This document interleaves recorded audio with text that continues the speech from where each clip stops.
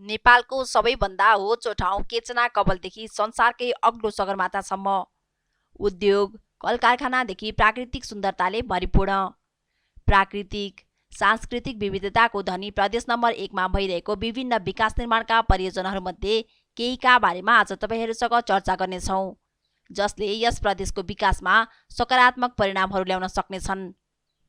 उत्तर दक्षिण कोशी करिडोर पाँचथर, ताप्लेजुङ, सङ्खुवास्पा, तेह्रथुम, धनकुटा र सुनसरी जिल्ला जोड्ने 390 किलोमिटर लामो कोशी करिडोर प्रदेश नम्बर 1 को लागि वरदान साबित हुन सक्छ। नेपाल भएर भारत र चीन जोड्ने यो सबैभन्दा छोटो रुटको रूपमा देखिएको छ। यो सडक विराटनगरको रानीबाट सुरु हुन्छ, जुन भारतको जोगबनी नजिकै रहेको छ, र उत्तरतर्फ 5वटा जिल्ला भएर किमानथाङका पुग्दछ, जुन चिनिया सिमाना नजिकै रहेको छ। डबल लेनको यो सडकमा 22वटा पुलहरू पर्दछन्। यो सडकको विभिन्न खण्डमा निर्माण भइरहेको र कतिपय ठाउँहरूमा कालोपत्रे गर्ने काम पनि सकिएको छ। यो सडकको विकासले यस क्षेत्रको पर्यटन, कृषि, व्यापार व्यवसाय तथा यातायातमा सकारात्मक प्रभाव पार्दै यहाँको जीवनस्तर उकास्न मद्दत गर्नेछ। विकासका पूर्वाधारहरूमा सडक सञ्जालको निकै महत्त्वपूर्ण भूमिका रहने गर्दछ। सडक पूर्वाधारको विकाससँगै अन्य पूर्वाधारहरूको विकास निर्माण सहज हुने गर्छ। नेपाल अझै विकासको पथमा अघि बढिरहेकोले यहाँ सडक सञ्जालको विकास गर्दै नेपालमा रहेका कुना कुनासम्म पहुँचको विकास गर्न सडकहरूको विकासमा विशेष ध्यान दिन आवश्यक देखिन्छ। दुई छिमेकी मुलुक भारत र चीन जोड्ने यो कोशी करिडोर उत्तरतर्फ ट्र्याक खोल्ने अन्तिम बिन्दुतर्फ पुगेको देखिन्छ, जसले चिनिया नाकासँग जोड्नेछ। यो सडकको निर्माण सम्पन्न भएसँगै भारततर्फ जोगबनी नाका र चीनतर्फ तिब्बत स्थित रियु व्यापारिक केन्द्रसँग नेपाल जोडिनेछ। यो सडकको विकाससँगै कृषिजन्य उत्पादनले बजार पाउन सहज हुने, पर्यटन प्रवर्धन हुने, औद्योगिकरणमा सहयोगी सिद्ध हुने र भारत तथा चीन बीचको आर्थिक गतिविधिमा यो सडकको प्रयोग गरेर व्यापारिक फाइदा पनि पुग्ने विश्वास गरिएको छ। प्रदेशका विभिन्न पहाडी र हिमाली जिल्लाहरूको तराईसँगको कनेक्टिभिटी बढ्नाले आर्थिक, सामाजिक तथा जनसङ्ख्या व्यवस्थापनमा सहयोगी हुने देखिन्छ। त्यसैगरी फास्ट ट्र्याक हाइवेको रूपमा हेवा करिडोर, निमु करिडोर, नावा करिडोरको निर्माण थालिएको थियो, जुन मुख्यमन्त्री ग्रामीण सडक आयोजना अन्तर्गत थालिएको हो। यी करिडोरहरू पनि राष्ट्रिय गौरवको आयोजना कोशी करिडोरसँग जोडिनेछन्, जसले गर्दा ग्रामीण क्षेत्रहरूको पहुँच बढ्नेछ र त्यहाँका उत्पादनहरूले बजार पाउने र जीवनस्तर उकास्न मद्दत पुग्नेछ। ग्रामीण सडक करिडोरहरूको विभिन्न जिल्लाहरूमा निर्माण र तिनीहरूलाई विभिन्न पूर्व-पश्चिम राष्ट्रिय राजमार्गसँग जोड्दै प्रदेशको यातायात सञ्जाललाई विस्तार गर्दै आर्थिक रूपमा सकारात्मक परिवर्तन ल्याउन सकिनेछ। Nepal China friendship industrial park नेपालको तर्फबाट दमक क्लिन इन्डस्ट्रियल पार्क अनि चीनको तर्फबाट Lhasa economic and technological development zone investment development company र Jingping joint creation construction project development कम्पनीले यसमा संयुक्त रूपमा काम गरिरहेका छन्। यसको शिलान्यास प्रधानमन्त्री केपी शर्मा ओलीले गर्नुभएको थियो। झापामा अवस्थित यो औद्योगिक पार्कमा पहिलो चरणमा 192 भन्दा बढी मझौला र ठूला खालका उद्योगहरू सञ्चालनमा आउनेछन्, जहाँ इलेक्ट्रिक र इलेक्ट्रोनिक सामानहरू, घरायसी प्रयोगमा आउने विभिन्न सामानहरू, यातायातका साधनहरूमा चाहिने यन्त्रहरू, कपडा र गार्मेन्ट, खाद्य प्रशोधन लगायतका उद्योगहरू सञ्चालनमा आउनेछन्। अबको 2 वर्षमा पहिलो चरणको निर्माण सक्ने र 45,000 जनाको लागि रोजगारको अवसर सृजना गर्ने लक्ष्य लिएको छ। यसको सम्पूर्ण रूपमा निर्माण सम्पन्न हुन भने 5 वर्षको समय लाग्नेछ। हजारौं मान्छेहरूलाई रोजगारको सुनिश्चिततासँगै आधुनिक उद्योगहरू सञ्चालनमा आउनेछन्। यो क्षेत्र 2200 बिघा क्षेत्रफलमा फैलिएको छ। यसको निर्माण चिनिया पक्षले नै गर्ने र 40 वर्ष उनीहरूले नै प्रयोग गरेर नेपाललाई हस्तान्तरण गर्ने भनिएको छ। विराटनगर विमानस्थल आन्तरिक उडानतर्फ नेपालकै निकै व्यस्त मध्येको एक विराटनगर विमानस्थलमा आन्तरिकतर्फ देशकै ठूलो टर्मिनल बिल्डिङ बन्ने योजना अघि बढेको छ। हालको सञ्चालनमा रहेको टर्मिनल भवन 825 वर्गमिटरको रहेकोमा नयाँ बन्ने टर्मिनल 8,977 वर्गमिटरको बन्नेछ, जसको अनुमानित लागत 3 अर्ब 15 करोड रुपियाँ रहेको छ। अब बन्ने टर्मिनलले आउँदो 30 वर्षको चाप थेक्ने भनिएको छ, जुन त्यति सान्दर्भिक लाग्दैन। निर्माणमा आवश्यकता भन्दा बढी समय लाग्ने गरेको पाइन्छ। त्यसरी विस्तार तथा सुधार गर्दा आउने कम्तीमा 50 वर्ष या 100 वर्ष पछिको समयलाई ध्यान दिन जरुरी देखिन्छ। यसैबीच विमानस्थलको धावन मार्ग र निर्माण तथा विस्तारका लागि 126 बिघा निजी जमिन अधिग्रहण गर्ने भएको हो, जसका लागि 10 अर्ब मुआब्जा खर्च लाग्ने अनुमान गरिएको छ। विक्रम सम्वत 2015 सालमा बनेको यो विमानस्थल हाल 120 बिघामा फैलिएको छ। हाल 1500 मिटरको धावन मार्गलाई 3000 मिटरको बनाउने र विस्तारै क्षेत्रीय अन्तर्राष्ट्रिय विमानस्थलको रूपमा विकास गर्ने योजना रहेको छ, जसमा कुल 47 अर्बको लागत अनुमान गरिएको छ। यस प्रदेशकै चन्द्रगढी विमानस्थललाई हब एयरपोर्टको रूपमा र ताप्लेजुङ विमानस्थललाई पनि विस्तार तथा सुधार गर्ने योजना अघि बढाइएको छ। अरुण तेस्रो जलविद्युत आयोजना। यो आयोजना भारत सरकारको स्वामित्वमा रहेको सतलज जलविद्युत निगमले बनाइरहेको छ, जसको ड्याम साइट र पावर हाउस शङ्खुवास्पमा बन्ने र उत्पादित विद्युत भारतलाई बेच्ने योजना रहेको छ, जसमा ढल्केबर मुजफ्फरपुर प्रसारण लाइन प्रयोग गरिनेछ। यो आयोजनाको कुल लागत 1 खर्ब 44 अर्ब नेपाली रुपैयाँ रहेको छ। यो आयोजनामा बगिरहेकै नदीको पानीबाट विद्युत उत्पादन गरिनेछ, अर्थात् पानीलाई रिजर्भ गरिने छैन। यसको पूर्ण क्षमता 900 मेगावाटको रहेको छ। यो आयोजना बुट मोडलमा सम्झौता भएको हो, जस अन्तर्गत सतलज जलविद्युत निगमले नै यसको निर्माण गर्नेछ र निर्माणपछि 25 वर्ष यसको प्रयोग उसैले गर्नेछ।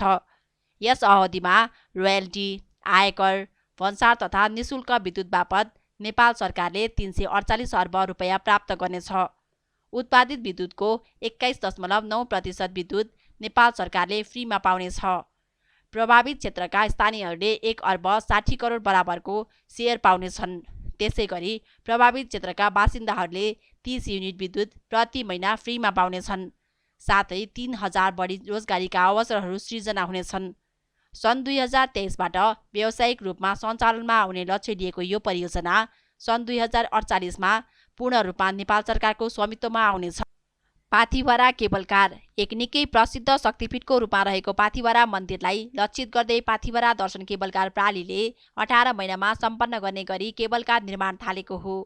यहाँ केबल कार निर्माण गर्न अध्ययन भने विक्रम सम्वत 2054 सालदेखि नै भएको थियो। काफ्लेपाटीदेखि मन्दिरसम्म 2.7 किलोमिटर लम्बाइको यो केबल कार आयोजनाको लागत 2 अर्ब 55 करोड रुपैयाँ अनुमान गरिएको छ। यो कम्पनीले 1 घण्टामा 1000 जना तीर्थयात्रुलाई सेवा दिने अनुमान गरिएको छ। 3794 मिटरको उचाइमा रहेको पाथिभरा मन्दिरमा अहिले वार्षिक 3 लाखभन्दा बढी पर्यटकहरू पुग्ने गरेका छन्।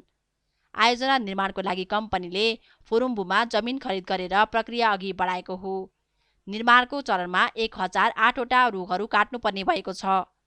ताप्लेजुङ सदरमुकाम फुङलिङबाट 20 किलोमिटर दूरीमा काफ्लेपाटीबाट मन्दिरसम्म पुग्न 5 किलोमिटर पैदल यात्रा गर्नुपर्ने हुन्छ। केबल कारको निर्माणले यस प्रसिद्ध पर्यटकीय स्थल भ्रमण गर्नेहरूको सङ्ख्या बढ्ने विश्वास गरिएको छ। Urban road corridor project. प्रदेश नम्बर 1 र सङ्घीय सरकारबीच यहाँका सहरी क्षेत्रमा अर्बन करिडोर बनाउने सम्झौता भएको थियो। प्रदेश सरकारले विराटनगरको रानी, धरान, काकरबिट्टा र भान्टाबारी जोड्ने गरी यो आयोजना अघि बढाउन खोजेको हो। यसले कनेक्टिभिटी बढाउनुको साथै व्यावसायिक फाइदाहरू पुर्याउने विश्वास गरिएको छ। एसियाली विकास बैङ्कको केही ऋण र केही अनुदानमा यो आयोजना अघि बढाउन थालिएको हो। त्यसै गरी नवीकरणीय ऊर्जा प्रवर्धनमा सहयोग गर्ने गरी झापामा सोलर पावर प्रोजेक्ट अघि बढाइएको छ।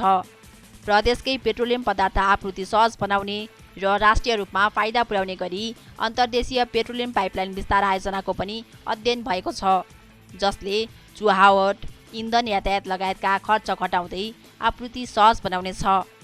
भारतको सिलिगुडीदेखि झापाको डुवागढीसम्म भारततर्फ 35 किलोमिटर र नेपालतर्फ 15 किलोमिटर पाइपलाइन निर्माण गर्ने गरी अध्ययन थालिएको थियो। डुवागढीमा नेपाल आयल निगमसँग 28 बिघा जमिन रहेको छ र यही नेपालको दोस्रो पेट्रोलियम पाइपलाइन विस्तारको योजना अघि सारिएको छ। त्यसै गरी हुलाकी राजमार्गको कामहरू यो प्रदेशमा राम्रो गतिमा अघि बढेको छ। महेन्द्र हाइवेलाई 4 लेनमा विस्तार गर्ने काम पनि अघि बढेको छ। पूर्व पश्चिम रेलवेको निर्माण प्रक्रिया पनि यस प्रदेशमा अघि बढेको देखिन्छ। मदन भण्डारी हाइवेको पनि निर्माण भइरहेको छ अनि फुलिङदेखि तित्ताला भन्ज्याङसम्मको रोड र दोभान सुकेटार ओलानचुङ्गोला रोड पनि अघि बढेको छ। साथै यही वर्ष धरान लेउती सुरुङ मार्गको निर्माण प्रक्रिया पनि अघि बढाइने गरी व्यवस्था गरिएको छ। त्यसै गरी दमकमा दक्षिण एसियाकै सबैभन्दा अग्लो बुद्ध मूर्ति बन्दैछ, जुन 542 फिट अग्लो रहनेछ। यो 254 बिघा जमिन परिसरमा फैलने र यसको अनुमानित लागत 15 अर्ब 75 करोड रहने जनाइएको छ। साथै यहाँ बुद्ध विश्वविद्यालय, ध्यान केन्द्र र विद्यालय पनि बनाइनेछ। यो आयोजनामा चीन, म्यानमार, दक्षिण कोरिया र भियतनामको पनि लगानी रहनेछ। दमक सभागृहलाई स्टेट अफ आर्ट कन्फरेन्स हलको रूपमा निर्माण गरिने भएको छ, जसको अनुमानित लागत 24 करोड 80 लाख रुपियाँ रहेको छ। त्यसैगरी कमल गाउँपालिका 5 मा 35 बिघा क्षेत्रफलमा बन्ने आदिवासी स्टेडियमले पनि सबैलाई आकर्षित गर्नेछ। त्यसैगरी दमक नगरपालिका वडा नम्बर 3 दापगाछीमा 18 तलाको भव्य दमक भ्यू टावर पनि अहिले निर्माणाधीन रहेको छ। यसको मुख्य संरचना 5 बिघा जमिनमा फैलने र परिसर भने 7 बिघा क्षेत्रफलको रहनेछ। यहाँबाट धनकुटा, इलाम, 5 सरका सुन्दर हिमश्रृङ्खलाहरू पनि देख्न सकिनेछ। त्यसका साथसाथै तराईका मलिला फाँटहरू निहाल्दै दिमाल संस्कृतिको जानकारीका साथै स्थानीय परिकारको स्वाद लिन पाइनेछ, जसले आन्तरिक तथा बाह्य पर्यटन प्रवर्धन गर्ने विश्वास गरिएको छ। भ्यू टावरका साथै सपिङ कम्प्लेक्स, रेस्टुरेन्ट, अन्तर्राष्ट्रिय स्तरका कम्पनी, ब्याङ्क, सेमिनार हल रहनेछन्। परिसरभित्र पोखरी, बगैँचा, पानीको फोहरा, चिल्ड्रेन पार्क, खुल्ला मञ्च, ओपन स्पेस, 40 चारपाङ्ग्रे र 202 पाङ्ग्रे क्षमताको पार्किङ लगायतका सुविधा रहनेछन्। भेडेटार स्काइवक 10 लाख पर्यटकहरूलाई आकर्षित गर्ने उद्देश्य बोकेर भेडेटार स्काइवकको कल्पना गरिएको छ। धनकुटाको सागुरीगढी गाउँपालिका र सुनसरीको धरान उपमहानगरपालिका बीच यसको निर्माणका लागि लिखित सम्झौता भएको र skywalk wonders amusement park and attraction private लिमिटेडले यसको डिजाइन तयार पारेको हो। यसलाई चार्ल्स पोइन्टमा बनाउने गरी अध्ययन भएको थियो। आफ्नो बदलिरहने मौसम अनि पाथिभरा दर्शन, zip line, paragliding, homestay, hiking, Namaste Jharna, Rajarani ताल लगायतका लागि यो क्षेत्र प्रसिद्ध रहेको छ। अनुमानित 20 करोडको लागत रहेको यो आयोजनाले कम्तीमा 1000 रोजगारी सृजना गर्ने विश्वास गरिएको छ। प्रदेश 1 नेपालकै धेरै सम्भावना बोकेको प्रदेश हो। यहाँका पर्यटकीय, यातायात, औद्योगिक लगायतका विभिन्न निर्माणाधीन परियोजनाहरू समयमै निर्माण सम्पन्न भइसके देशकै समृद्ध प्रदेश बन्नेतर्फ उन्मुख हुने देखिन्छ।